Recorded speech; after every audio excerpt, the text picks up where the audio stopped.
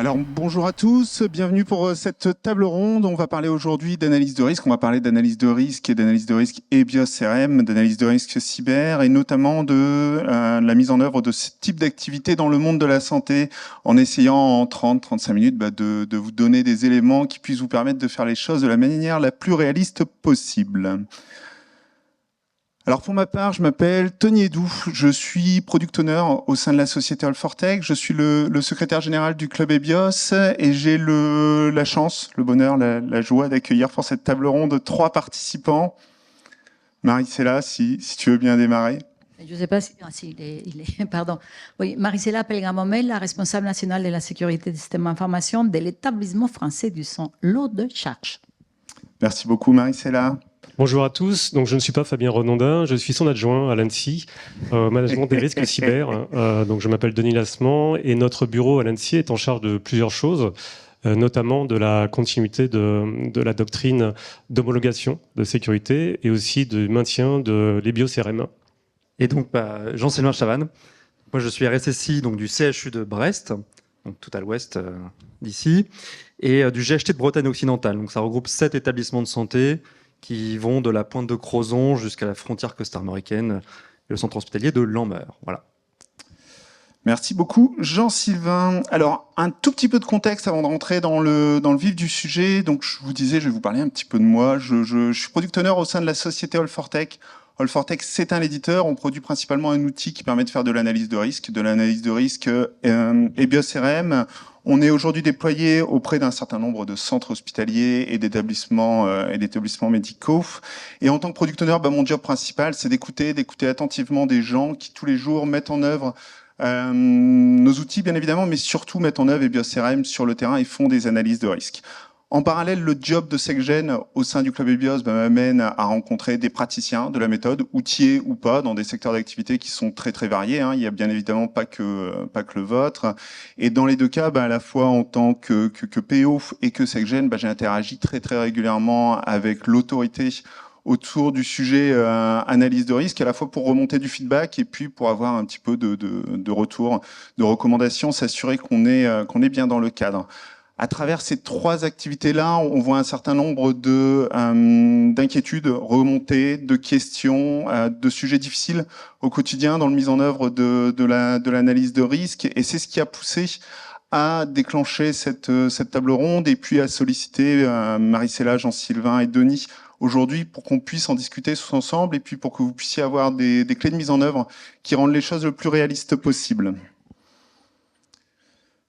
Alors, qu'est-ce que le monde de la santé a de particulier, Vous soyez très probablement bien mieux placé que moi pour l'expliquer aujourd'hui, mais néanmoins, on peut dire que donc les choses ont énormément changé. Alors, ces 25 dernières années, il y a de la numérisation à tout va dans tous les secteurs de votre activité, de la dématérialisation de process qui s'accélère, qui amène à 2 choses. D'abord, l'extension de la surface d'attaque, qui est un fait. Le nombre d'événements critiques qui ont été relevés dans la présentation précédente ne fait que conforter cette idée. Et ensuite, le nombre de contraintes, j'allais dire, auxquelles vous êtes exposés, le cadre réglementaire auquel vous êtes exposés, il est de plus en plus large, de plus en plus massif. Alors, il m'en manque par rapport à la présentation précédente. J'en ai découvert personnellement aujourd'hui, j'en ai découvert 2. Ici, j'avais noté le HDS, le NIS 1 aujourd'hui, 2 demain, le RGS pour un certain nombre d'entre vous. Les mesures prioritaires du ministère, Mathurin, les obligations RGPD, même si on ne parle pas directement d'analyse de risque, on parle d'analyse d'impact dès qu'on fait de la RGPD, l'ISO 27000X pour tous ceux qui ont choisi ce chemin-là, etc., etc., etc.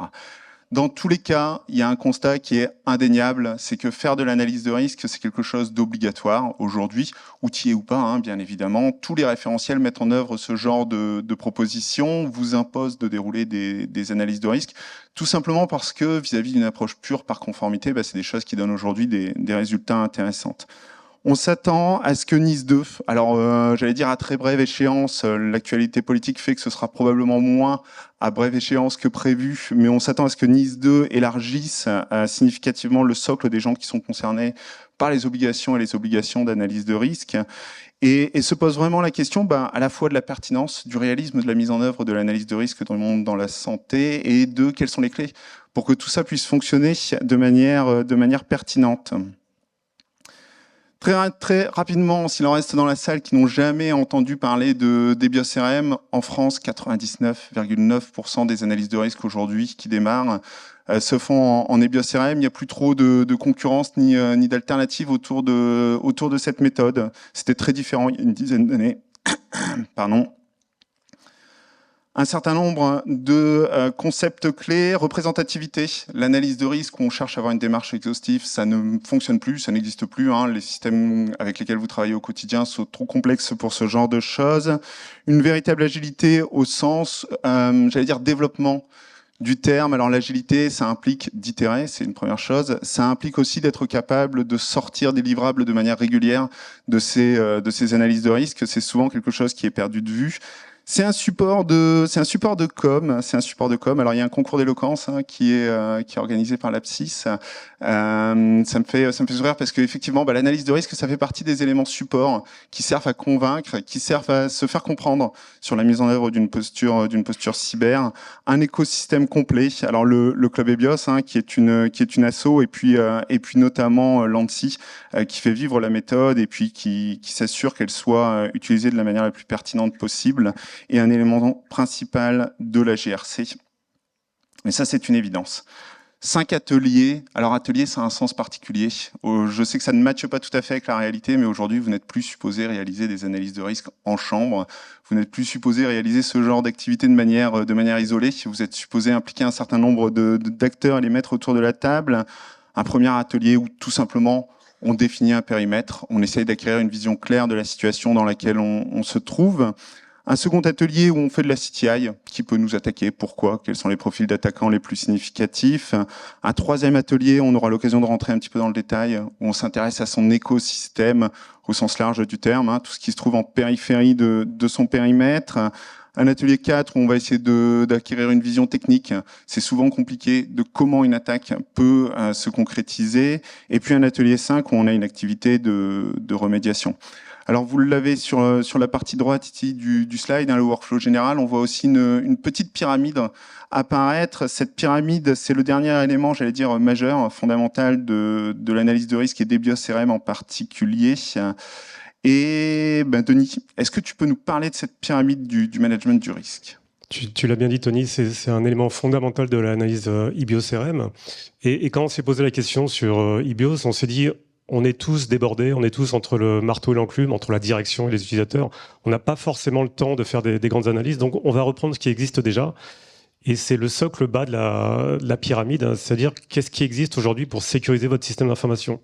On a tous des bonnes pratiques, il y a des politiques de sécurité, il y a l'excellent guide de l'hygiène de l'ANSSI que je vous recommande, les 42 mesures à lire absolument, à l'avoir comme livre de chevet. Et on s'est dit, on va déjà appliquer ces mesures. Avant d'étudier les risques, on sait qu'un mot de passe doit être robuste, doit être fort pour éviter de se faire craquer. On sait que les accès distants, on en parlait tout à l'heure, les accès distants doivent être sécurisés pour éviter toute intrusion. Donc avant d'inventer la poudre, on va utiliser ces mesures de sécurité. Il y en a pas mal. Déjà à partir de là, vous allez pouvoir éviter un certain nombre de risques. Ensuite, bien sûr, il y a la réglementation. Mon collègue Silver vous a parlé des différentes réglementations. Vous les connaissez aussi. Il y a des réglementations obligatoires, faut les appliquer. Et à partir de là, vous allez pouvoir déjà sécuriser un très très grand nombre de systèmes d'information et commencer à réfléchir pour les systèmes les plus critiques, les plus exposés aux risques cyber, à penser risque. Et quand je dis penser risque, en fait, on pense plutôt attaque volontaire, c'est-à-dire un attaquant. Et un attaquant cyber. On ne regarde pas à ce niveau-là les erreurs de manip, on ne regarde pas les tremblements de terre, on regarde uniquement les attaques volontaires cyber. Et là, l'analyse de risque EBIOS-RM fonctionne en mode scénario. C'est-à-dire que vous allez vous pencher sur, vous êtes un attaquant, vous connaissez votre écosystème, vous connaissez vos parties prenantes, Et vous allez vous poser la question, qu'est-ce que je ferais moi en tant qu'attaquant pour attaquer mon système et voler, détruire les parties les plus fragiles de mon système d'exploitation, de mon système d'information. Et c'est ça la partie haute de IBIO-CRM. Bien sûr, ça ne se fait pas tout seul. Vous êtes RSSI, vous connaissez l'informatique, vous connaissez la sécurité, mais ça se fait, comme dit Tony, avec le métier. Et ça, c'est la partie la plus... on est entre nous, on sait que c'est la partie la plus compliquée chez vous et chez nous, c'est d'impliquer le métier. Vous, en tant que RSSI, en tant que spécialiste d'analyse de risque, votre métier, c'est d'animer ces 5 ateliers pour pouvoir avoir des scénarios de risque stratégiques. Comment est-ce qu'on fait? Est-ce que c'est en mettant une clé USB dans un système qu'on va pouvoir le pirater? Est-ce que c'est en envoyant d'un phishing qu'on va pouvoir le pirater ou en attaquant la partie la plus faible de votre système d'information? À l'issue de ça, vous allez pouvoir isoler des scénarios opérationnels un peu plus techniques. Et encore une fois, le but de l'analyse de risque, c'est pas juste de faire une analyse et la présenter, c'est d'avoir des mesures et d'avoir un plan de traitement du risque qu'il va falloir appliquer. Merci beaucoup, Denis. Alors, justement, puisqu'on la pyramide de management de risque faisant partie des choses qui permettent de conserver une démarche réaliste et rationnelle, restons un peu sur le sujet réalisme et rationalité. Un hôpital, c'est complexe, un hôpital, c'est massif. Comment est-ce que concrètement, on peut démarrer une démarche d'analyse de risque dans un contexte comme celui-ci? Alors oui, c'est massif. Encore une fois, on est tous pressés par le temps, on est tous contraints avec des budgets, des ressources.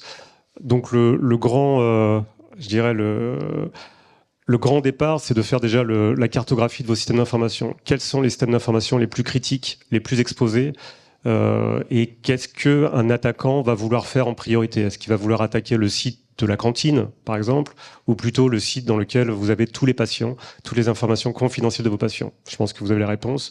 Donc faites la cartographie, commencez par là, et commencez par une analyse de risque plutôt sur ces systèmes d'information critiques, exposés, et interviewer les personnes qui l'utilisent, essayer de trouver les événements redoutés. Ce qu'on appelle événements redoutés, c'est qu'est-ce qui peut arriver de pire sur ces systèmes d'information.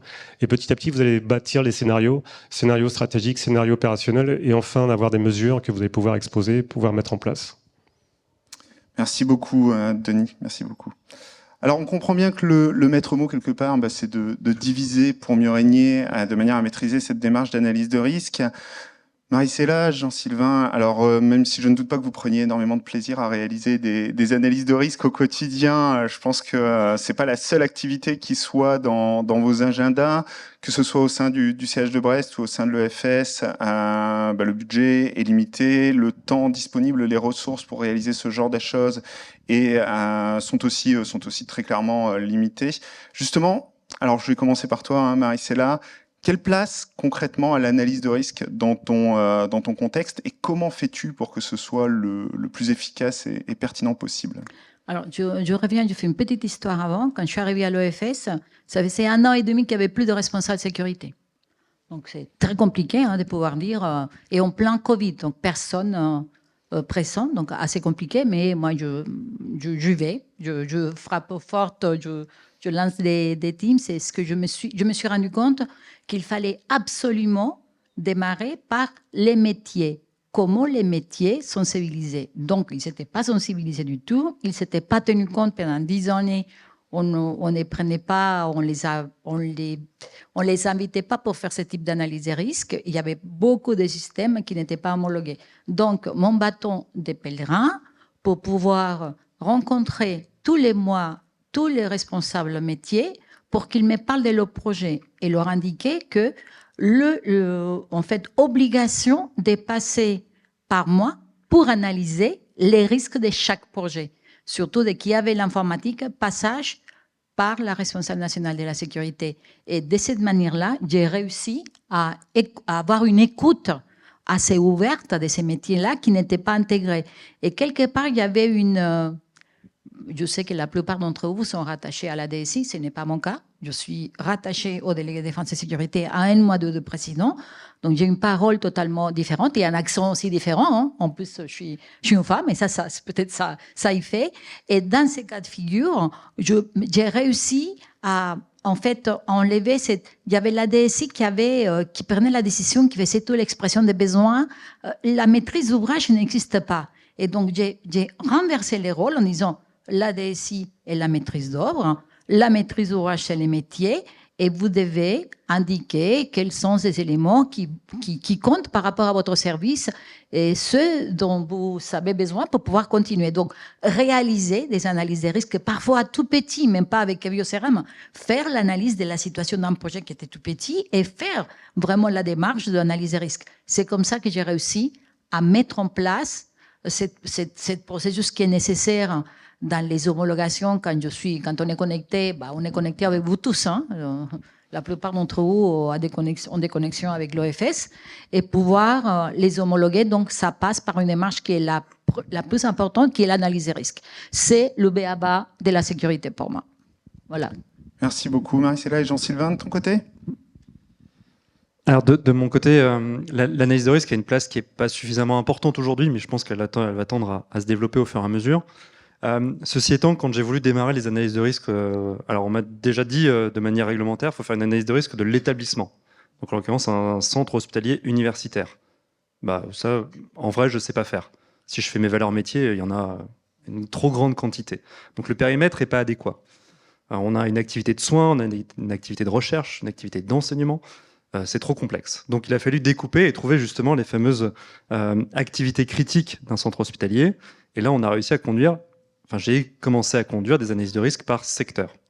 Sauf que quand on demande à un chef de service de dire venez pour faire un atelier d'analyse de risque, il vous regarde avec des yeux en disant quoi là, j'ai pas le temps, je sais même pas de quoi vous parlez. Et donc l'idée, ça a été plutôt d'avoir une démarche où je suis allé dans les services. Donc j'ai passé une nuit au SAMU, je suis allé voir la médecine légale, très intéressant, la médecine légale, surtout en analyse de risque. J'ai fait les plateaux techniques, l'unité de production culinaire, voilà. Tous les services un petit peu critiques pour aller voir comment ça fonctionnait, puis pour se faire connaître. Et en fait, au fur et à mesure, on parle avec les professionnels, on explique notre métier, et notre métier, c'est une gestion du risque. Et en fait, avec cette appropriation-là, quand on a initié ensuite les ateliers, c'est mieux passé.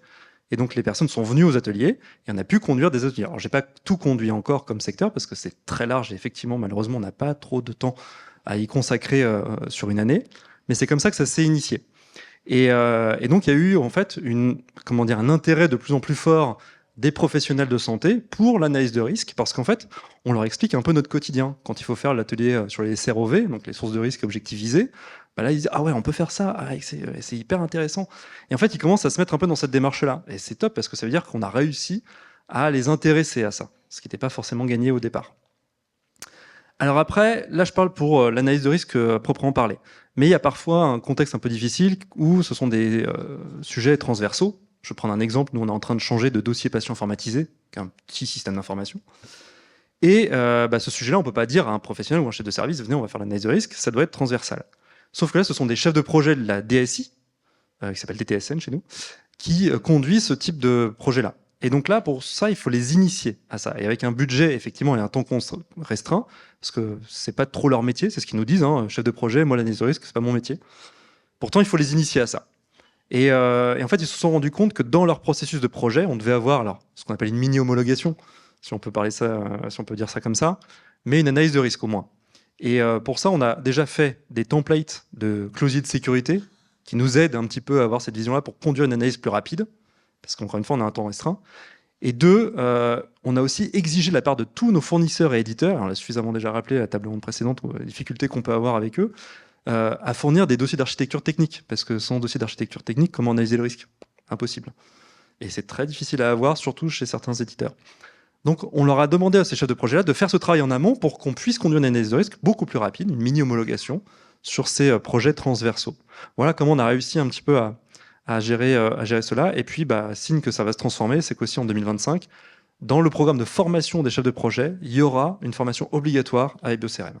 Voilà. Donc, comme ça leur permet d'avoir cette formation-là pour nous aider, nous, Pôle SSI, à conduire ces analyses de risque au fur et à mesure des projets du CHU.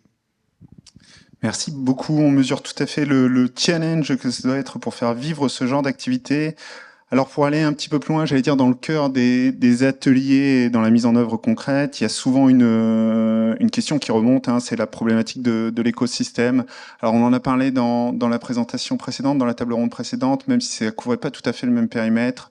Juste pour remettre les choses dans une analyse de risque, l'écosystème, c'est tout ce qui se trouve à la périphérie du périmètre de l'analyse que vous êtes en train de réaliser. Vous êtes supposé vous intéresser à tous les fournisseurs, les prestataires, tous les gens avec qui vous entretenez une relation de confiance particulière. Typiquement, All4Tech fait partie pour un certain nombre de CH de ces parties prenantes de cet écosystème et chercher à évaluer si oui ou non ces parties prenantes représentent une extension de la surface d'attaque. Alors dans une analyse de risque classique, j'allais dire c'est quelque chose qui se fait relativement bien à l'échelle d'un centre hospitalier où on imagine qu'il y a des centaines de partenaires, de sous-traitants, etc. Comment est-ce que ce genre de choses peut être mis en œuvre de manière pertinente? Je te propose de reprendre, Jean-Sylvain. Merci. Et effectivement, à l'échelle d'un centre hospitalier, on a des grandes quantités de prestataires qu'on maîtrise pas toujours forcément bien. L'idée, c'est déjà d'avoir une visibilité sur ces prestataires-là, ce qui n'est pas forcément facile. Alors, on parlait du rattachement du RSSI, c'est une question sans fin. Mais c'est vrai que nous, on l'a vu, par exemple, il y a au mois de janvier dernier, on a mis en place un nouveau bâtiment, un institut de cancérologie, tout nouveau, tout propre, qui a été conduit par chez nous, la direction des travaux, et où la DSI n'était pas forcément au courant de ce qui se passait. Puis le bâtiment a été livré, puis en fait, on s'est rendu compte à l'intérieur qu'il y avait des antennes 5G, qu'il y avait des systèmes de suivi de patients, qu'il y avait un système d'appel malade indépendant, qu'il y avait des systèmes de carte à puce, etc., enfin d'accès par badge. Et on s'est dit, mais qui a conduit l'analyse de risque de ce projet-là? Et en fait, personne, parce que c'est le CHU qui a contractualisé avec Vinci. Et Vinci ensuite a délégué cette partie-là numérique à d'autres sous-traitants de rang N1, voire N2, voire N3, pour lequel on a dû batailler. Puis quand on a commencé à intégrer les systèmes, on a dit, mais attendez, ce système-là, c'est un appel malade avec du Windows 2008. C'est pas possible, ça, sur un nouveau bâtiment tout neuf. Ah oui, mais il faut voir ça avec le sous-traitant rang 3 qui est en Allemagne, etc., etc. Si on avait conduit l'analyse de risque, on aurait pu identifier ce genre de problème-là en amont et justement faire qu'on n'ait pas ces problèmes à gérer a posteriori. Donc ça, c'est un vrai problème qu'on a aujourd'hui, de savoir être identifié par d'autres acteurs que l'acteur DSI ou métier de santé. Et enfin, on a parlé du closier numérique. Le closier aujourd'hui nous aide parce que ça permet aussi de cadrer les choses, que nos fournisseurs répondent à nos besoins en matière de documentation, mais aussi d'exigences techniques. Et c'est vrai que quand on leur donne le closier a posteriori, ils n'aiment pas trop, parce qu'ils se rendent compte que finalement la marche à gravir est assez haute. Donc on essaie de le donner le plus en amont possible avec les différents responsables de projet. Et puis il y a d'autres secteurs. Il est arrivé il n'y a pas très longtemps une cyberattaque chez un prestataire qui fait de l'interprétation de radiologie. Et en fait, les services de radio se sont rendus compte de leur dépendance très forte au numérique et à cette société-là. Et on leur a dit, c'est vrai qu'il n'y a pas eu d'analyse de risque par rapport à ça. Et donc, ils ont dû se réorienter, se réorganiser un peu en interne. Mais on leur a dit que pour la prochaine fois, on pouvait conduire cette analyse-là pour ensuite imaginer les différents scénarios de risque et pouvoir y répondre en fonction de ce qui pourrait arriver. Et donc, ils ont été très sensibilisés à ça. Et depuis qu'il y a eu cette attaque-là, on a fait une analyse de risque pour leur secteur à eux, parce qu'en plus, ça touchait plusieurs centres hospitaliers du GHT. Donc, on a fait une analyse de risque cross-établissement sur ce sujet-là en particulier. Et tout ça à cause d'une attaque d'un sous-traitant en interprétation radiologique. Voilà. Donc, l'idée pour nous, c'est de gérer ces sous-traitants-là et puis de faire s'approprier la notion d'analyse de risque, ce qui n'est pas toujours évident. Et puis après, il y a l'EFS, parce qu'on est aussi partenaire, donc après, il faut conduire des analyses de risque croisées. Et là-dessus, je vais laisser Marie-Céla répondre, parce que j'ai intérêt à être d'accord pour le coup. Alors, moi, il y a un premier niveau de risque que j'ai géré de mon côté. J'ai 150 exigences de sécurité que j'impose aux prestataires. Aucun contrat ne s'est fait sans que ça passe par la responsable nationale de sécurité également au niveau national. Et là, c'est pour toute démarche d'achat nationale avec tout le respect des marchés publics. Donc, on gère déjà une première partie de risque parce qu'on va imposer déjà aux prestataires de suivre nos exigences. Ils s'arrivent avec un plan d'assurance sécurité. Je leur dis non, c'est pas celui-là qui m'intéresse. C'est vous me faites mon plan d'assurance sécurité avec les exigences que je veux. Mais on les intègre aussi s'ils font partie d'un système d'information qui est important puisque le processus, je ne vais pas déclarer tout ce qu'on faisait par rapport à détermination des processus critiques, mais si on est dans un système critique pour vous donner un avis, le site de mon rendez-vous donne des sons que peut-être certains d'entre vous connaissez parce que vous devez être de Nord. Levez la main qui donne du son à l'EFS là. Qui donne du son ici? Ah, merci beaucoup, merci Sylvain, merci. Alors, le site Mon Rendez-vous que vous devez connaître, on utilise des prestataires. On n'a pas la quantité suffisante de collaborateurs pour assurer totalement, mais c'est un système qui va faire appel à 2 ou 3 prestataires. Ces prestataires-là intègrent totalement l'analyse des risques. Ils sont partie prenante de l'équipe qui va la réaliser. Et évidemment, comme on disait déjà Sylvain tout à l'heure auparavant, le dossier d'architecture technique, elle est obligatoire. Et j'ai réussi à mettre dans la tête des ingénieurs de la DSI aussi cette analyse des risques avant la création en fait, du programme ou d'amélioration du programme. Ils disent toujours, on va demander à Marie-Céla si ça c'est OK. Vous voyez, et ça c'est très bien. Donc déjà, au préalable, les gens ont pris l'habitude de dire quel problème on va avoir. Pour vous donner un exemple, je ne sais pas si vous avez entendu parler, la Banque nationale des patients d'intérêt. Auparavant, on l'avait fait, chaque direction régionale, parce qu'on en a 13, le dossier social, et chacune avait ses données sur les donneurs potentiels pour donner à d'autres, en fait, des donneurs pour donner à des patients. Qu'on soigne dans les hôpitaux dans lesquels vous appartenez. Et ce système-là, on a créé un système national et on doit le mettre à disposition des hôpitaux. Le système a été homologué, mais au préalable, on a dû imposer en fait, l'enrôlement des PC qui vont recevoir ce système-là, mais il est déjà en cours d'établissement, pour pouvoir voir de quelle manière on doit protéger les données de nos donneurs. Et là, le risque est fort et on ne peut pas se permettre d'avoir des attaques autour de ces systèmes. 4 audits ont été faits pour pouvoir être certain que tout était correct. Donc, l'analyse des risques intègre tout le processus de la description des risques les plus importants dans les 5 étapes, mais ça ne s'arrête pas, parce que moi, je vais demander de me donner la preuve du plan de risque, qui maintenant c'est le nouveau terme donné, c'est plus plan d'action de continuité de sécurité, c'est le plan de traitement du risque, et je vais vérifier avec les opérationnels ou les prestataires qui me montrent la preuve de leur action pour être certain que le risque a été diminué, et puis après je vais faire un contrôle quelques mois après pour savoir si c'est OK.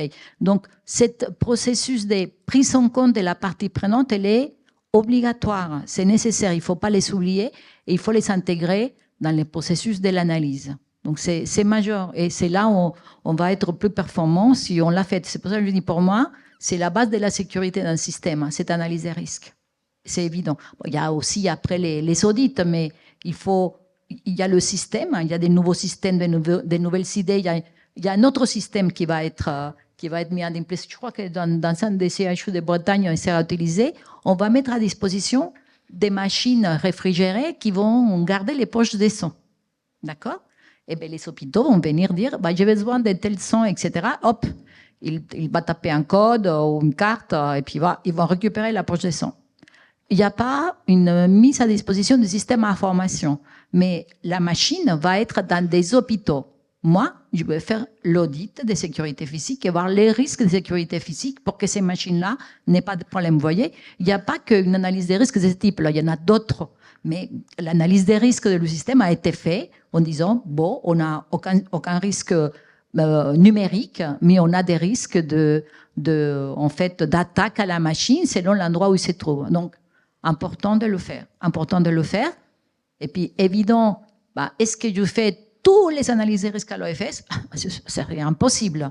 Je fais ce que je considère qui sont très importants, et sinon, je me fais aider par d'autres. Mais en tout cas, je ne sais pas si c'est la question suivante sur le budget, non? Non, le budget. Par rapport au budget, c'est comment je fais pour déterminer quels sont les systèmes qu'il faut voir. Je vais à la source, dans l'endroit, le schéma directeur de la transition numérique de l'OFS, et projet par projet, je vais vérifier chacun des demandes d'un nouveau système, voir si c'est nécessaire de l'homologuer ou pas, déjà pour le repérer. Je le repère, je donne la liste et budget pour l'année prochaine. Voilà, c'est comme ça que je fais pour pouvoir déterminer en amont ces éléments-là. Merci beaucoup, Marie-Céla Jean-Sylvain. Alors, je garderai une petite question pour la fin parce que je repère que vous avez tous les deux closiers à destination de vos fournisseurs. Je suis un fournisseur. faudra que vous me disiez si c'est les mêmes ou s'ils divergent, quoi. Alors, la question de la supply chain amène de manière générale la question de l'implication des bons acteurs autour de la table, hein. Donc, le sujet a déjà été abordé de manière très succinct. L'analyse de risque, ça a été imaginé pour être un support de communication, notamment pour impliquer à la fois, alors pour aider la direction à comprendre les risques qui sont identifiés de manière à déclencher les bons investissements en termes de cybersécurité, mais aussi pour impliquer les métiers à deux titres, parce que c'est les porteurs du risque, et puis aussi parce que à la fin de l'année, c'est eux qui subissent les mesures qui sont mises en œuvre, et mieux ils comprendront les risques auxquels ils sont exposés, plus volontairement ils mettront en œuvre les mesures qu'on leur suggère. Comment est-ce que, de votre côté, vous faites pour les impliquer? Est-ce que c'est vraiment important d'abord de les impliquer? C'est crucial et fondamental, bon, c'est bien expliqué dans le guide. Mais quelques exemples, moi j'ai des souvenirs pour l'atelier, on va définir les valeurs métiers. Parfois, en tant qu'RSSI, on pense à des choses parce que c'est des choses qu'on connaît, qu'on voit. Donc on dit, est-ce qu'il y a telle valeur, ok, pas de problème. Et puis des fois, quand on échange avec les métiers, ils vont nous dire, mais est-ce que vous avez pensé Alors l'exemple que j'avais, moi, c'était les réunions de concertation pluridisciplinaire, les RCP. Ah non, c'est vrai que on n'avait pas pensé, sauf qu'en fait, c'est fondamental, notamment en cancéro. Donc finalement, ça nous permet de rajouter des valeurs métiers et d'être sur des valeurs métiers qui sont critiques pour le service, qu'on est en train d'analyser, et pas selon notre vision SSI, qui est peut-être biaisée par notre métier, par notre antériorité. Donc l'idée, c'est déjà de les inclure sur l'atelier 1, où on va identifier ces valeurs-là. Et parfois aussi, il y a même des réglementations. Alors, les nombreuses réglementations qui impliquent le COFRAC, je pense notamment au laboratoire, oui, il faut y penser aussi dans nos ateliers 1, et c'est pas toujours évident. Donc c'est pour ça que les métiers sont très importants. Et puis il y a d'autres choses, alors ça c'est plus trivial, c'est quand on fait l'atelier 3 ou 4, on se rend compte que tout d'un coup on va faire ça pour les laboratoires, puis on va dire est-ce que l'attaquant il pourrait pas passer par là, etc. Puis il fait ah mais non, regardez le NAS, il est derrière la porte là, comment ça? Ah oui. Et donc là on découvre des NAS, des fois qui se baladent, des disques durs, des façons de faire qu'on ne connaissait pas. Et on fait on va peut-être reprendre l'atelier 1 du coup. Non.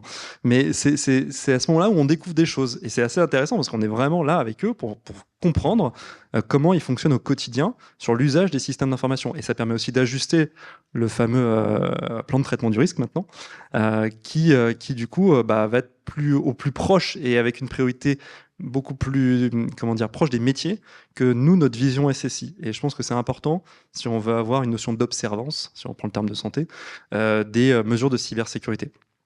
Alors, comment réussir à les impliquer? Moi, j'ai 2 conseils. Alors, subissez une cyberattaque. Ça marche. Retour d'expérience.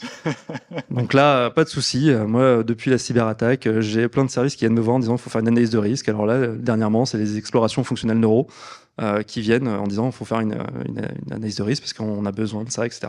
Donc là, ça marche et ça les implique.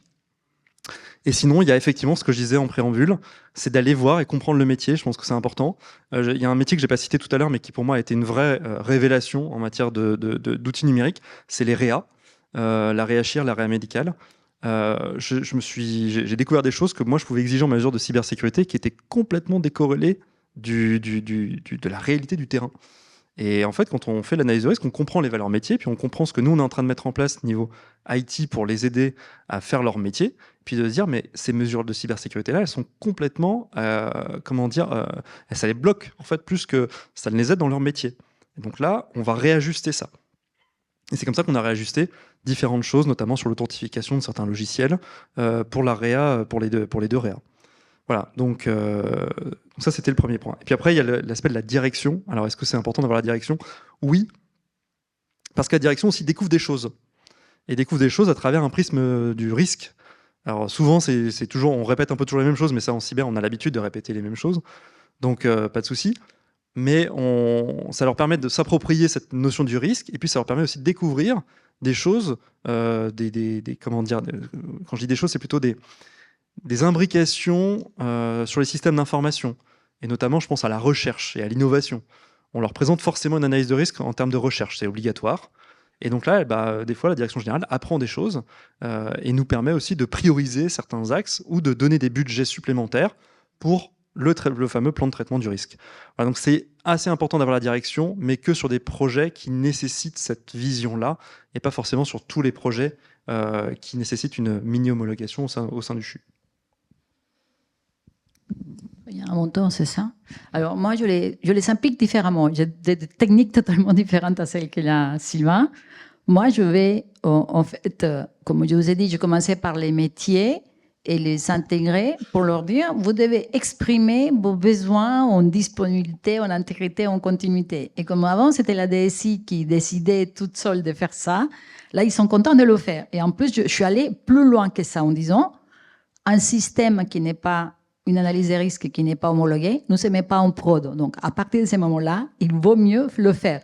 Pourquoi? Je vais vous expliquer pourquoi. Ce que j'ai fait une chose très bonne. La deuxième année que je suis arrivée à l'OFS, ils ne s'avaient pas mis en place, en fait, ils ne sont pas passés par moi, ils sont passés par un système, ils l'ont mis en prod.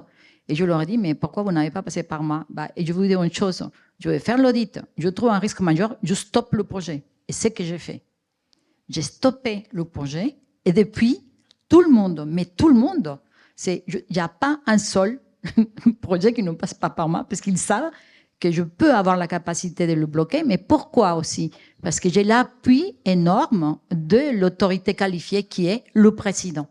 D'accord? Le président a nommé des autorités d'homologation et en fait, ceux qui le méritent d'être homologués, mais on a tellement de systèmes qui méritent d'être homologués à l'OFS qu'on fait le processus de la commission d'homologation. Comment j'attire les métiers? Les métiers sont partie prenante dans ce processus d'homologation et d'analyse des risques parce qu'ils veulent savoir quels sont les problèmes existants dans la partie informatique. Parce que j'essaye de vulgariser, et ça c'est hyper important que vous le fassiez, vulgariser les impacts, parce que c'est ça qui est important dans une analyse des risques. Quel est l'impact? Qu'est-ce que je veux avoir comme problème? Et les métiers, ils disent c'est hors de question que ce soit comme ça. Vous voyez? Et ça c'est important. Donc vous les utilisez en équilibrant la balance sur les besoins en sécurité ou ce que je peux donner comme ODSI. Je sais que vous faites partie de la même entité, mais peu importe, ça c'est majeur à réaliser. Et je répartis les charges entre la maîtrise d'ouvrage et la maîtrise d'œuvre. La maîtrise d'œuvre va faire toutes les procédures de sécurité de l'exploitation obligatoires et la maîtrise d'ouvrage va s'occuper pour faire la stratégie d'homologation. Donc les gens, moi, je fais tout le reste. Mais eux, ils font ça et ils sont contents de découvrir et de faire. Et voilà, il faut donner des challenges aux gens pour pouvoir le faire. Il faut être aussi convaincant. Et en tout cas, chacun d'entre nous, on doit être convaincu du bon résultat des actions que l'on mène. Voilà comment je procède par rapport à ces sujets-là. Eh ben, merci beaucoup. Merci beaucoup. Juste pour compléter, peut-être parce que tu as dit un truc qui est hyper intéressant enfin, tout était hyper intéressant, mais sur lequel je voulais revenir parce que c'est vrai que certains se posent la question de l'analyse de risque, mais au final, à quoi ça sert? Et c'est vrai que nous, on a eu un cas avec les RSSI bretons, il y en a quelques-uns qui sont dans la salle, sur un projet régional où on a bloqué le projet parce que l'analyse de risque montrait qu'il y avait trop de risques cyber. Et ça, c'est important, c'est de se dire que l'analyse de risque, elle ne sert pas que à avoir un plan de traitement du risque, elle sert aussi à le jauger et à se dire, là, c'est trop important, quelles sont les solutions, est-ce qu'on doit bloquer ou continuer le projet? Et donc, ça peut avoir des incidences. C'est pas juste... parfois, ce qu'on pouvait voir à l'époque des BIOS 2010, un beau document de 80 pages qui sert à caler une belle armoire, ça sert vraiment. Et surtout avec cette version-là, où on a une analyse de risque qui est par les probabilités de risque, etc. Ça sert vraiment dans les projets. Et c'est important, du coup, pour moi, je pense que c'est important de le développer au sein des projets IT des différents établissements de santé. Je voulais dire une petite chose avant. Sachez qu'on a créé au sein du Club EBIOS un jeu pour EBIOS Risk Manager, ça peut vous servir à être utilisé dans vos entités. C'est tout, c'est une petite publicité. Parenthèse. Merci beaucoup. Alors, on va faire un petit pas de côté et on va parler RGPD, on va parler d'analyse d'impact. Alors, tu as parlé des BIOS 2010, justement. L'analyse d'impact s'est construite autour des BIOS 2010. Sur le terrain, on s'aperçoit que très souvent, les gens qui sont concernés par l'analyse de risque et ceux qui sont concernés par l'analyse d'impact, eh bien, sont les mêmes ou sont au moins au sein des mêmes équipes ou sur les mêmes projets. c'est 2 documents où on va identifier des risques et pourtant aujourd'hui ce sont encore 2 process de mise en œuvre qui sont pas les mêmes. C'est une question qui revient assez régulièrement, hein, très sincèrement. Est-ce que on peut espérer qu'un jour il y ait une convergence sur cette demande de la part de la CNIL et de l'ANSSI? Je vais répondre un peu comme un Normand, je vais dire oui et non. Oui, on peut espérer. Non, aujourd'hui, il n'y a pas de volonté pour un travail commun sur l'AIPD et sur les analyses de risque IBIO-CRM. Néanmoins, vous savez qu'on travaille tous sur le même objectif, c'est de rendre la sécurité plus mature, notamment sur les données personnelles.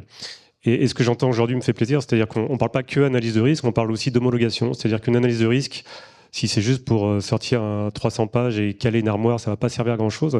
Par contre, si derrière, il y a un plan de traitement des risques, hein, on appelle plus ça un PAX, mais un plan de traitement des risques depuis la sortie en mars cette année du nouveau guide IBIOS, petite publicité aussi.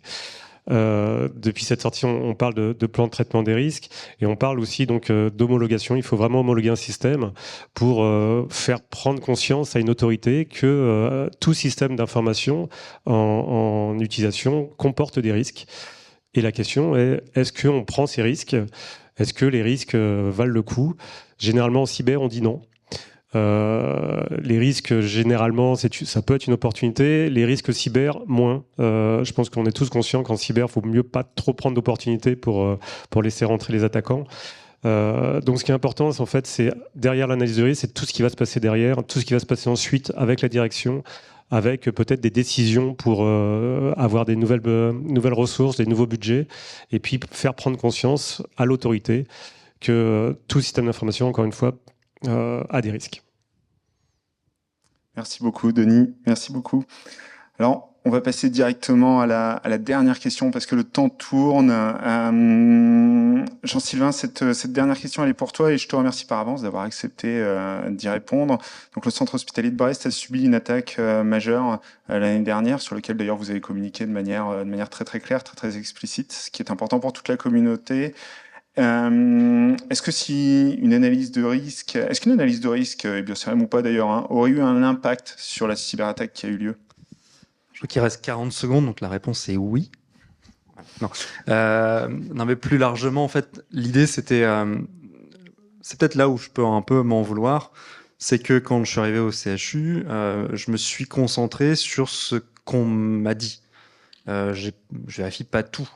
Donc je me suis dit quelles sont les valeurs métiers critiques d'un CHU. Alors oui, on pense au SAMU, on pense les réa, on pense les urgences, on pense, enfin bref, tous ces services qu'on connaît, qu'on a déjà identifiés, la radiologie, l'imagerie, enfin bref. Et puis il y a des côtés que pour lesquels je me suis dit pas forcément nécessité d'investigation, d'aller plus loin, et notamment sur les accès à distance des dossiers patients informatisés. Alors pourtant, on peut se dire, là, quand je le dis comme ça, c'est hyper important, mais on m'a dit, non, mais c'est très peu utilisé, personne ne le fait, mais c'est surtout utilisé en interne, et un tout petit peu à l'externe, mais surtout utilisé en interne. Bon, ok. Alors en fait, c'est assez utilisé à l'externe, mais bon, ça, j'avais pas vérifié. Et donc, cette partie, c'est la ferme RDS. Donc, une ferme qui permet d'accéder à distance avec un login mot de passe au dossier patient informatisé, donc au système d'information du CHU. Et c'est par là qu'est passé l'attaquant. Parce qu'il avait identifié ça, qu'il avait vu que grâce à un infostealer, il a récupéré un login mot de passe d'un professionnel de santé, il s'est connecté à la ferme RDS, il a commencé à déposer des charges actives, etc., etc., etc. Et en fait, j'aurais dû conduire une analyse de risque sur un système d'information exposé sur Internet, alors qu'on m'avait dit que c'était très peu exposé, mais j'avais pas pensé à vérifier. Maintenant, j'aurais dû, grâce d'ailleurs au programme CARE, maintenant avec la nécessité d'avoir un EASM, on le sait et on l'identifie rapidement, donc ça aussi, ça nous aide. Parce que des fois, c'est pas forcément évident que ce soit exposé sur Internet et qu'on soit au courant. Coucou les éditeurs biomédicaux. Et donc là, l'idée, c'était de conduire une analyse de risque. Et donc, je pense que avec le recul, si j'avais eu connaissance et conscience de ça, j'aurais dû conduire une analyse de risque qui aurait conduit à un plan de traitement du risque assez radical, parce que je savais très bien que laisser une interface avec login mot de passe sur un système qui permet d'accéder à des serveurs et à des systèmes de bureaux à distance, c'est critique. Et en fait, ça, je l'avais pas fait, et j'aurais dû le faire. Et bon, le fait est que l'attaquant l'a fait avant moi, et c'est par là qu'est arrivée la cyberattaque. Merci beaucoup.